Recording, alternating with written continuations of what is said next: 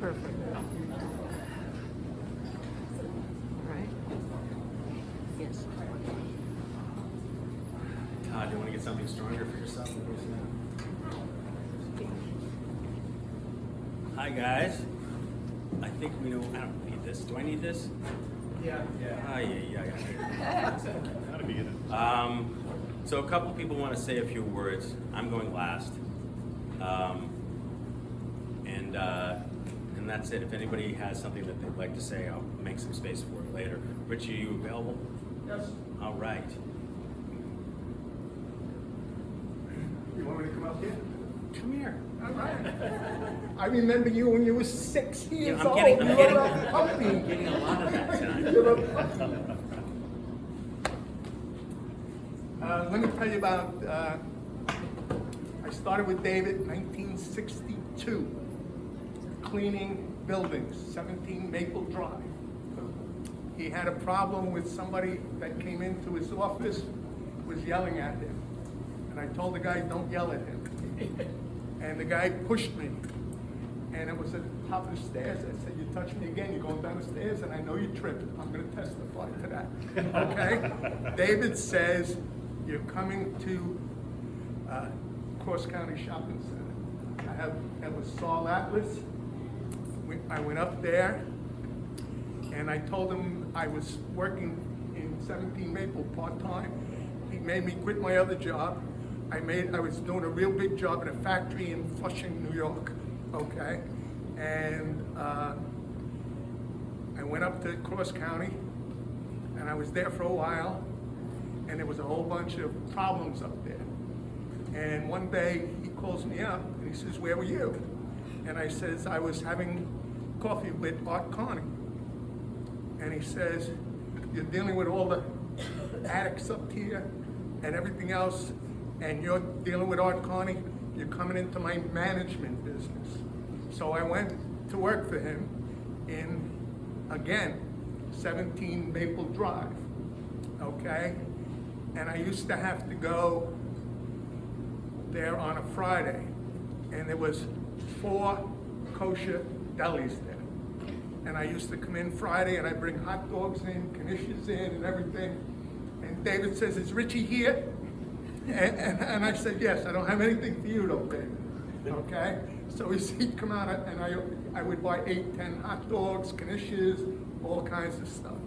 And then I would put it in for, for him to pay me back, and he wouldn't pay me back, okay? He says, I ain't paying you, get the heck out of here. And then 2 weeks later, I'd get a check for $200, okay? So that's the type of guy he was. He was my boss.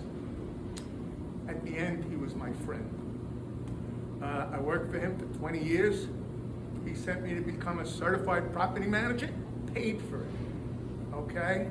I went into business. I worked for Douglas Elliman in the city, went to New Jersey, opened up a business. I'm 83, I'm still working every day, folks.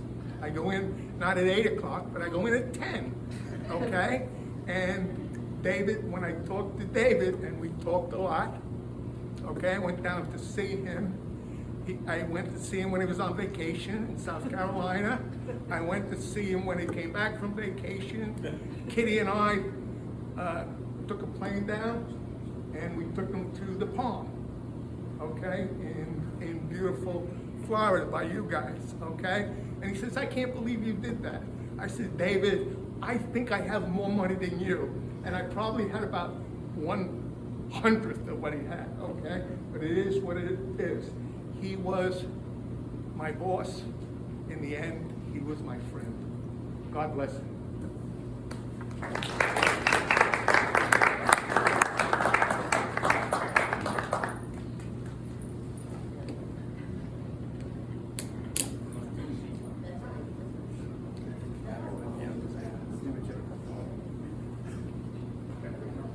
Irene, you're next, but we're going to try to get a microphone for you.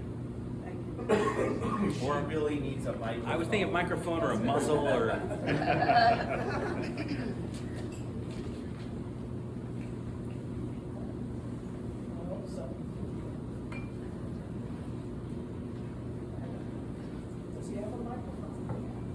They're going to come up with one. It's not like your voice doesn't carry though, Irene. You might be able to do this.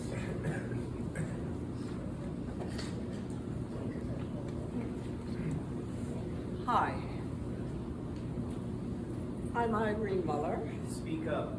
Thank you. You want to wait for the mic? Okay, we'll wait for the mic.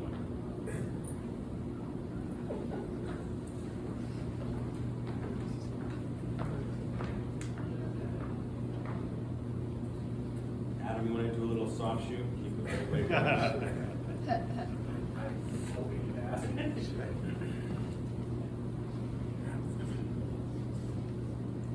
I can do my song. Let's No? start. Do any song you want. Well, I'll just do the song I'm gonna do for David. But nobody can use my mic. Good. It's a musical interlude. Hold on. Oh, there? Okay, good.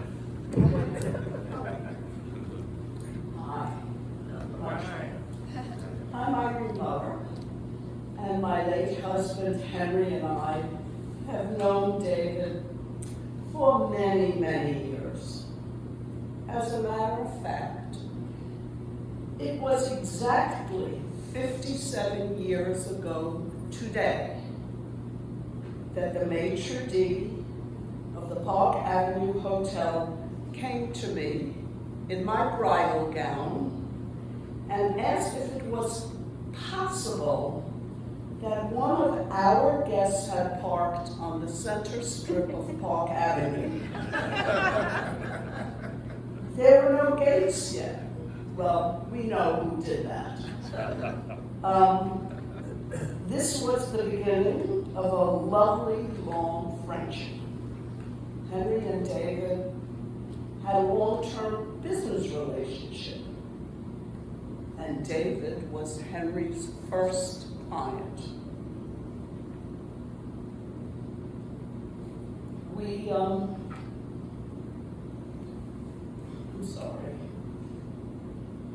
We all know about David's outside personality, but there was the other side to David. When we were both young and still struggling, David saw to it that we had health insurance, a fact that I have never forgotten. Each of us first had two boys of similar ages and enjoyed socializing both in New York and in Candlewood with them, and they would come to Rico Park and to Fire Island to us as well. We always celebrated May 1st together. His treat, and always a special and extravagant experience, from the Plaza Hotel to Petrosian Caviar, and an interesting exchange with the singer of the day, John Davidson, amongst other places. Very exciting for us. We moved to Great Neck in '79, and for a casual summer dinner, David had been in the office at 17 Maple Drive. Henry's office was in Manhattan. David was at our house before Henry came home, and as Henry walked in, he reached over and shook David's hand, and David yanked him into the pool with all of David's papers. Very fortuitous. The IRS could never read them. Finally, off to the restaurant we went, only to discover that DJ was not wearing any shoes. The maitre d' looked at us and thought, what a ragtag looking group they are, and was about to tell us that he was fully occupied. David ordered a bottle of Dom Perignon, and he said, and chill the second one, because we'll probably finish the first one. They had no trouble seating us then. By the way, they only had one bottle.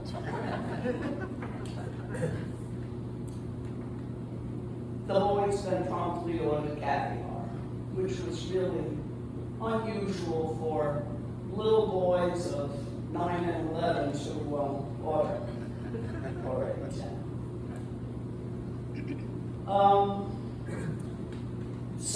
Shortly thereafter, each of us had a third child, and that worked for us too. Much time was spent in Florida and Connecticut and our mutual life cycle events. Over the years, we have enjoyed a real friendship, and May 1st is still our special day. Thank you.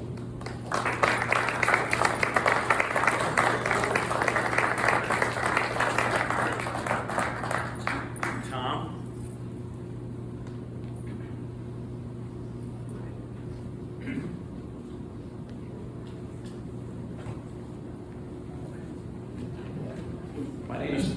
My name is Tom Patterson. I'm a lawyer in Chicago, and I bring greetings from several of my colleagues in Chicago as well, Tom Allen, Rich Murphy, and Rick Cantalupo, who all wish they could be there but can't. Be here but can't. The story seems almost too good to be true, but Rick Cantalupo swears that it is true. In 1987, there was a huge stock market crash. Devastating crash for many people.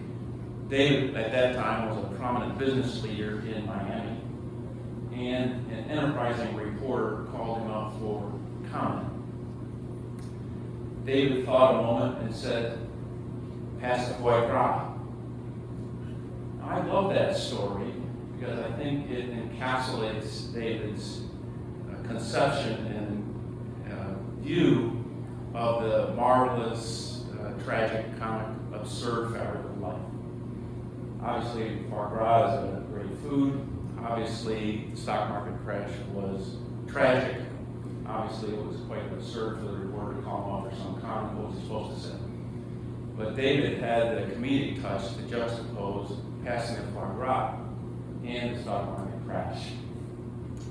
And I think it also speaks to his indomitable spirit, too. A mere stock market crash was not going to prevent him from enjoying life. And no one, in my view, enjoyed life more than David Paul. There are a lot of people that have an impact on us, parents, teachers, colleagues, friends, in my case, Illinois Supreme Court Justice, and David Paul.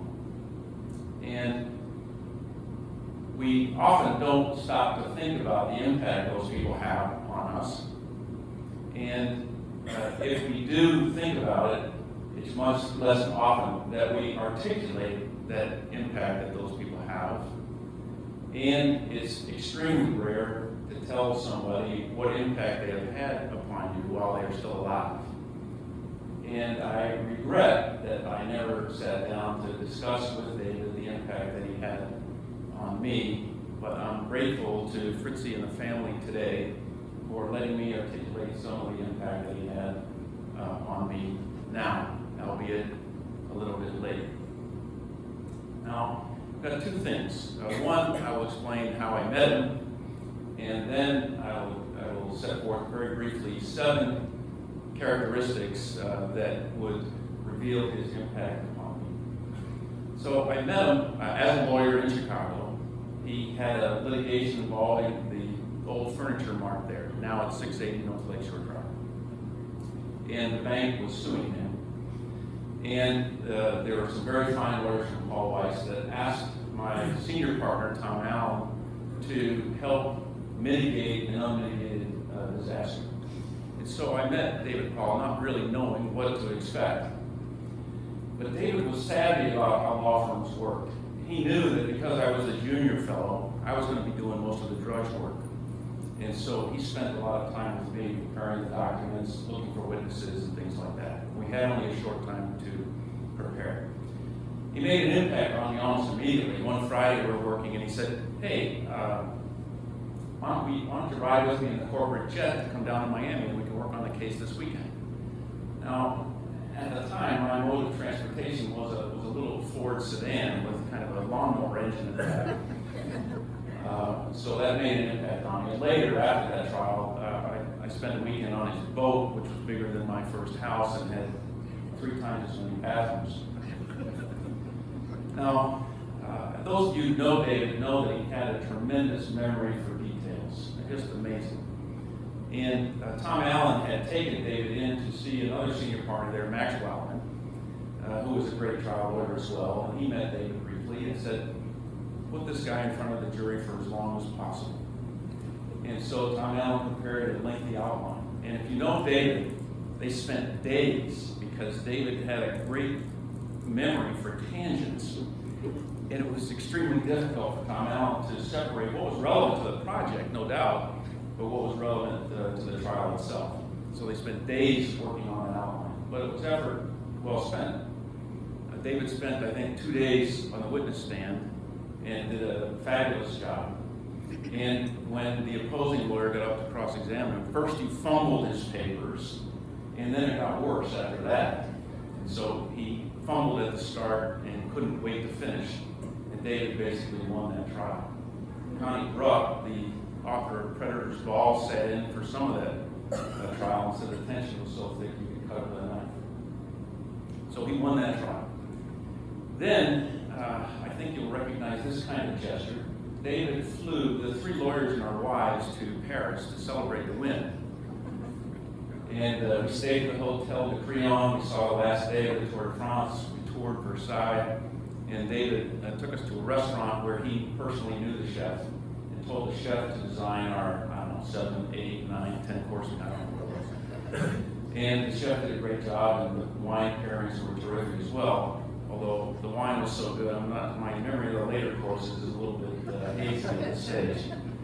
So that started our friendship, and for the next 30 years, we maintained that friendship through thick and thin, even when there was no business relationship between us.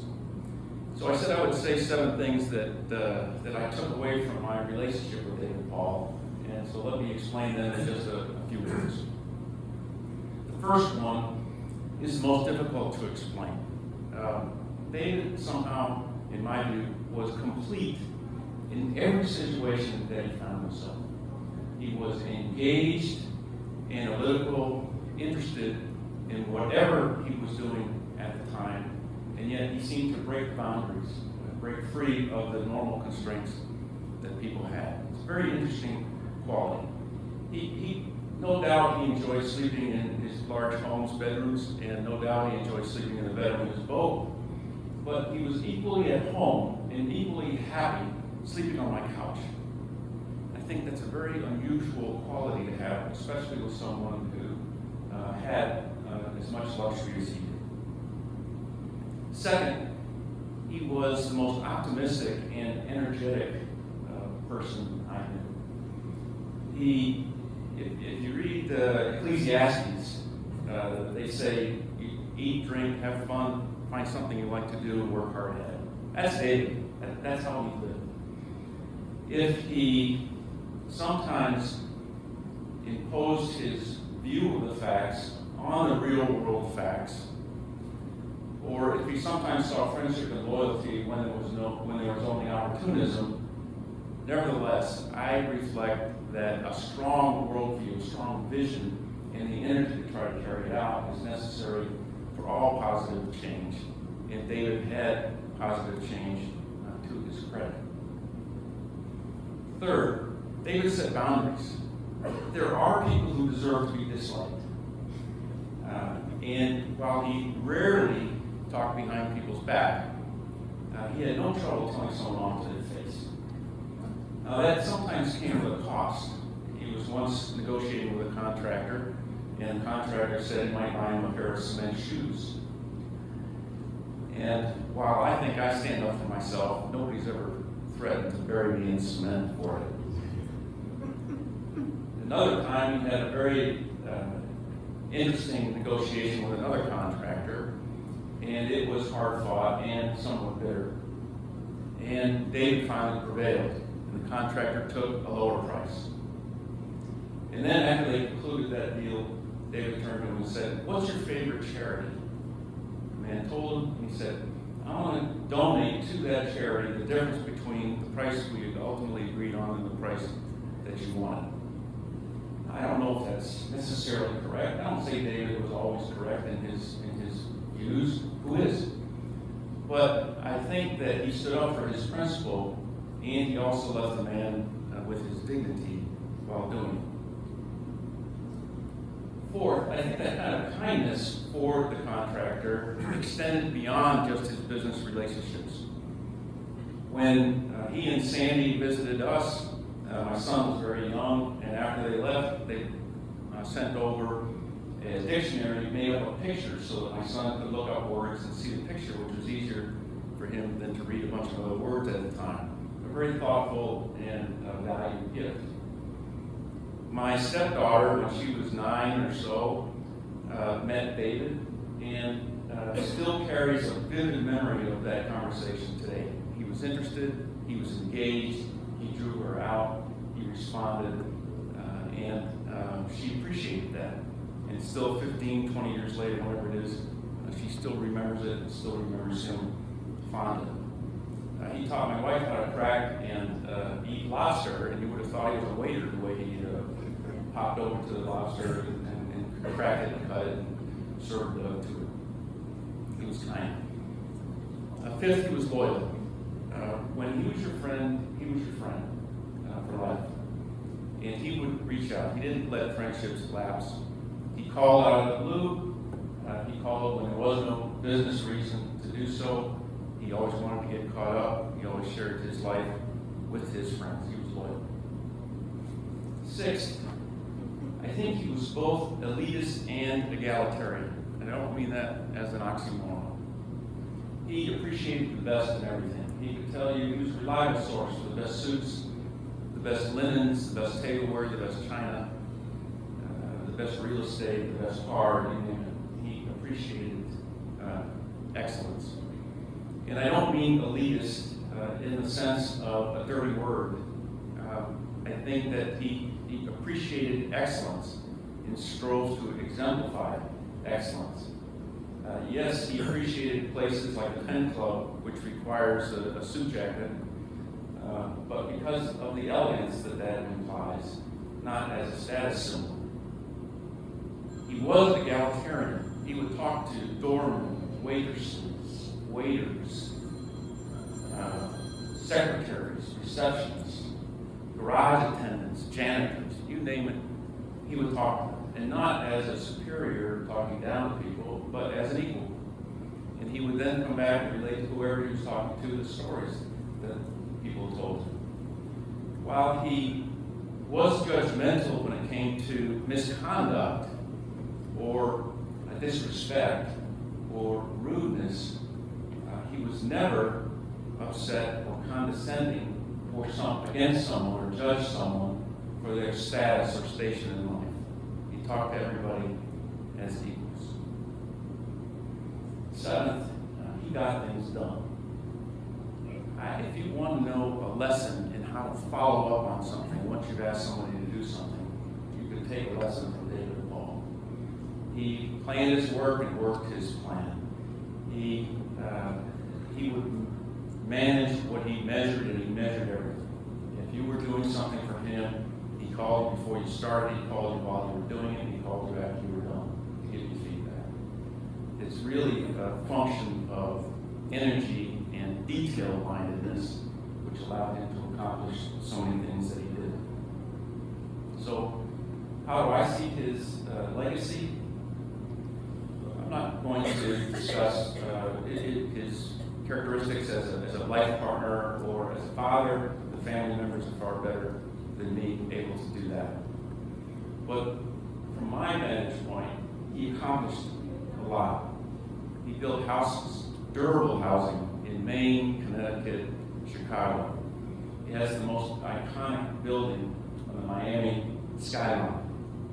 He sponsored symphonies, expanded hospitals, helped museums, helped countless businessmen and women start their businesses or maintain them, especially in times of trouble. Even the government, for which I have an abiding cynicism, copied his management strategies as a banker. And if any of those regulators were here today, I would say with quite a bit of sarcasm, imitation is the sincerest form of flattery. He provided an outsized contribution for one person. And so while we are gathered on the tragedy of his death, I think we need to also celebrate his accomplishments and his spirit. Everybody who knows him will miss him. And there are countless other people who never had a chance to know him who should miss him. Thanks.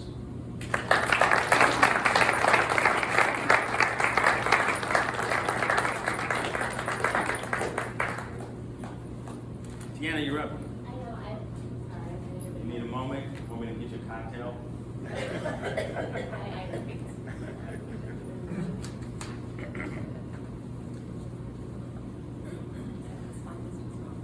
Hi everyone, I'm Deanna. I'm David's daughter. For those of you that don't know me,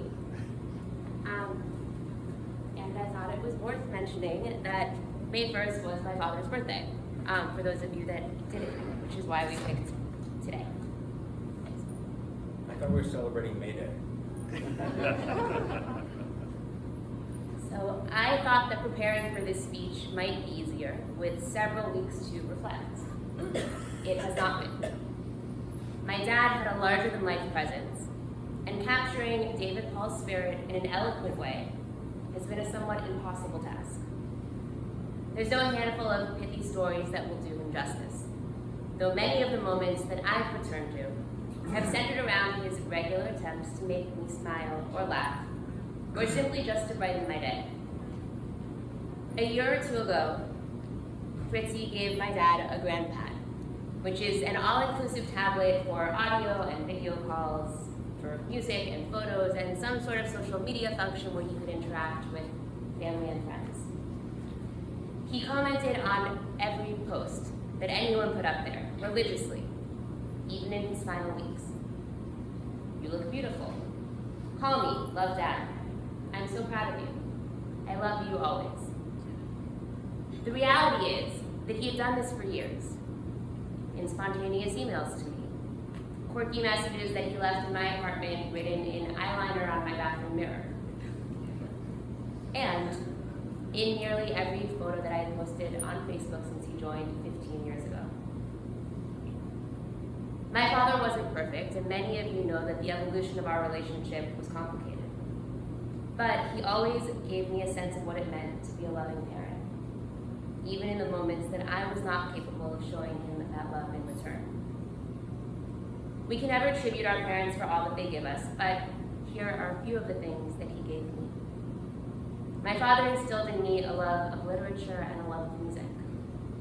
He gave me a love of ideas, and also the idea of love. The world was endlessly interesting to my father. He wanted to learn about it and talk to each and every person occupying it. And he had something to say about it all. He urged me to lean into my own curiosity and hunger. And his pride in me mattered probably more than anybody else's. And I know that he was proud, not only because he read everything that I wrote and attended my trials when I was a prosecutor, which he did, but also because he told me every time we spoke. And having that character as your dad, I know, is like winning a prize. I've heard from so many people since his death who've spoken about his sly sense of humor, his generous spirit, his easygoing charisma. And despite the many obstacles that life threw at him, he was not bitter, but the most ebullient, silly, glass-half-full human I've ever known. He was full of warmth, a brilliant mind, and a decent, kind soul, whose love of life was exhaustive, and he must truly have hated to leave it behind. It is a seismic event to lose a parent. It changes your understanding of yourself and the world. I've never felt so small in such a vastly large world, than I did after his death, being thrust back into everyday life that looked exactly as it did before. I'm still struggling with the heartbreaking fact that something you love so much that was just here can all of a sudden just be gone. But, and I'll end with something one of my favorite poets said, you realize that grief is perhaps the final translation of love, the last act of loving someone. In the words of Ocean Vuong, how else can we return to ourselves but to fold the page so it points to the good part?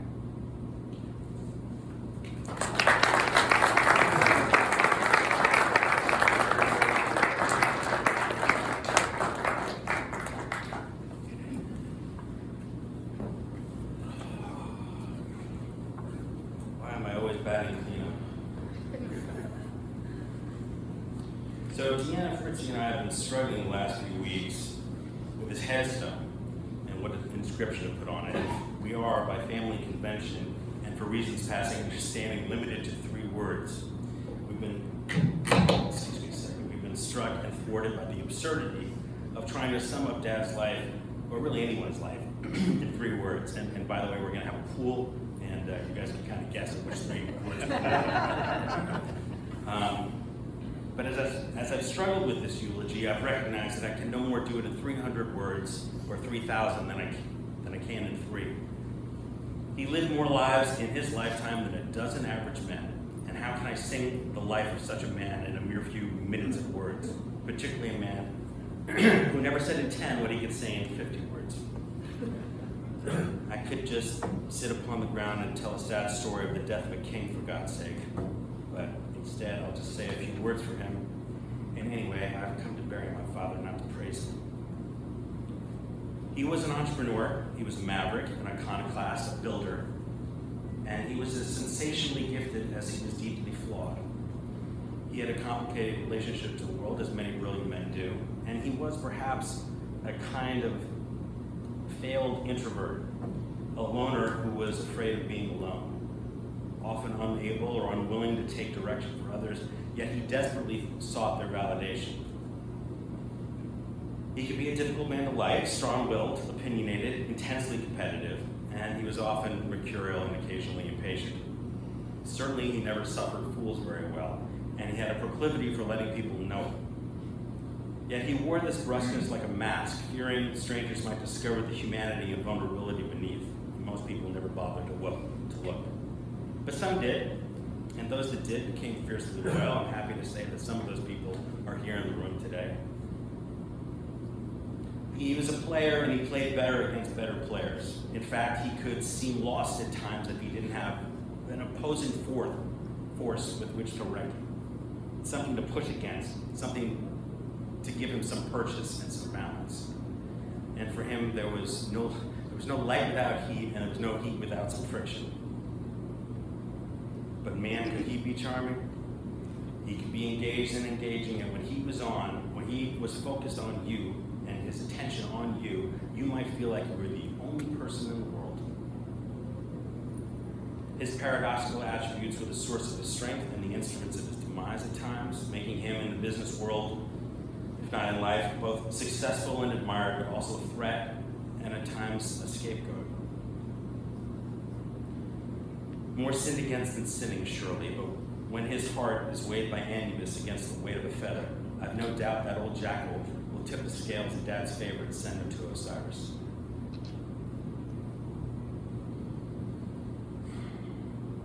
Okay, I'm not rewriting any history here. He and I fought frequently and at times viciously when I was growing up, the way only fathers and sons who are more similar than they care to admit or wanted to do.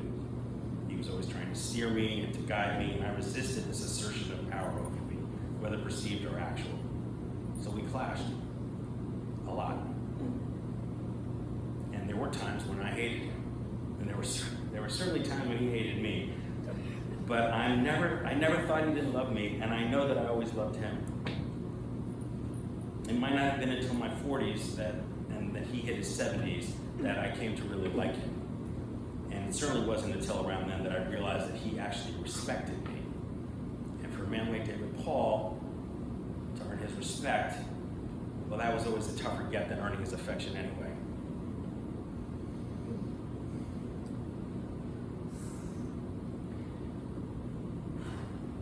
As sons, we spend our childhood adoring our fathers, confident in their infallibility and omniscience. We spend our adolescence denying them, vainly trying to prove that we're better or smarter or at the very least distinct from them. We spend our adulthood trying to befriend them, perceiving them perhaps for the first time as equals, damaged, perhaps interesting, hopefully wise. And then at some point for me, I looked down at my wrists at the end of my shirt sleeves when I was putting on his ring, and I saw his hands. I hear his voice in my throat when I'm barking on the phone, and I think of him when I take my daily aspirin in the morning because I inherited his weak heart as well as his strong hands and voice. This scares me more than a little sometimes. He loved to laugh. He loved to talk. He loved to drink. He loved to eat. And yes, he loved to smoke. He loved to learn. He loved to share what he knew. And he never, ever lost his intellectual curiosity to learn something new every day. He loved to live. And that affection was infectious. That may be the greatest gift that he ever gave me. I miss him so much. Among his last words, the day before he passed, were, "Someone get me a fucking pack of cigarettes." Constant to the end. I remember he used to say when I was a kid, it takes more character to face cancer every day than to be a timid soul and not smoke. It probably wasn't until my 20s that I realized he cribbed that phrase, timid soul, from Teddy Roosevelt.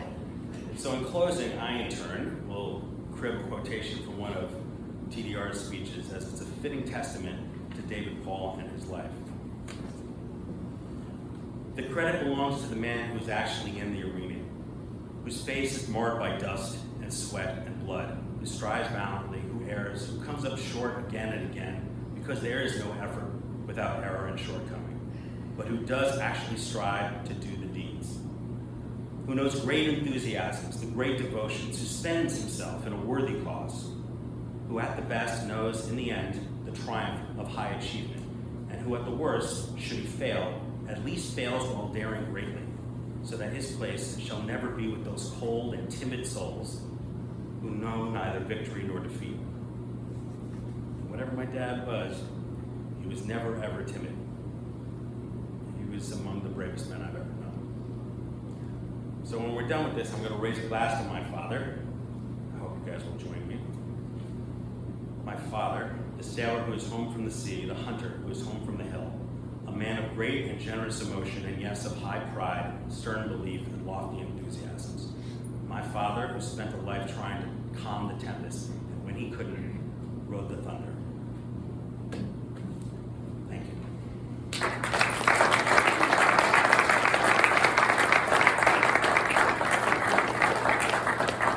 Okay, so we're Are you gonna. raising the glass? We're gonna raise the flask and then we'll do the glass. Fritz is gonna do a song for us. It's really hard to sing when you've been crying, so I'm going to avail myself of something that may help make it easier. I don't know. So the song you're about to sing, I'll just give a prelude while you put the top back on that.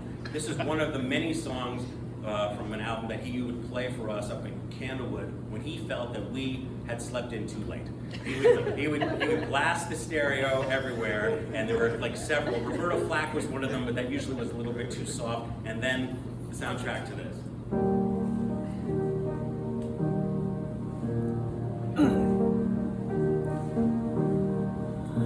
To dream the impossible dream, to fight the unbeatable foe, to bear with unbearable sorrow, to run where the brave dare not go, to right the unrightable wrong, to love pure and chaste from afar, to try when your arms are too weary, to reach the unreachable star. This This is my quest to follow that star, no matter how hopeless, no matter how far, to fight for the right without question or pause, to be willing to march into hell for a heavenly cause. And I know if I'll only be true to this glorious quest, that my heart will lie peaceful and calm when I'm laid to my rest.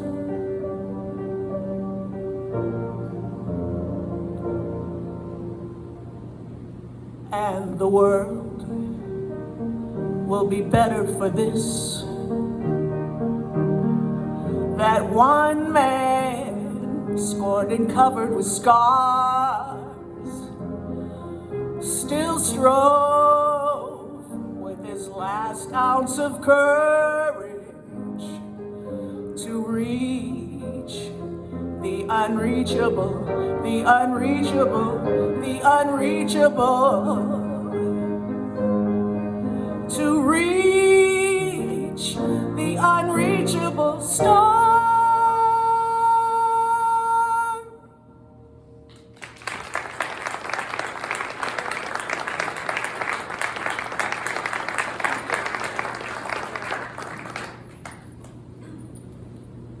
There's a lot of smoked fish over there.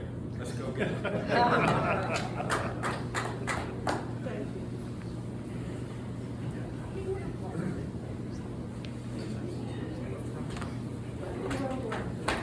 No doubt, no doubt.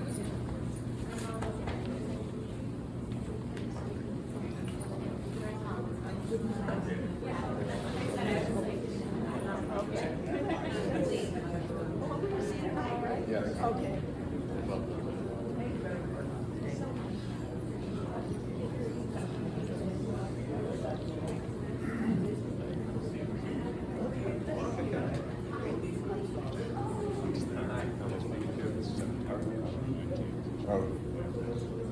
It was a complicated transition. Oh, yeah, from what I understand. Yeah, it's just a surface.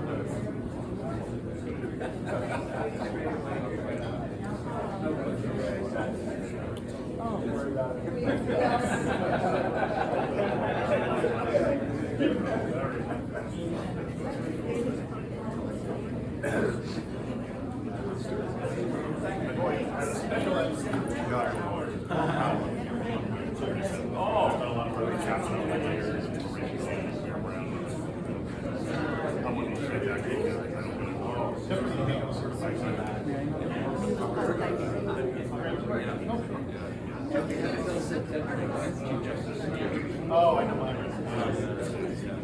One of the few others who stayed over as a citizen. So if you get out to that way, look me up. Yeah, anyway.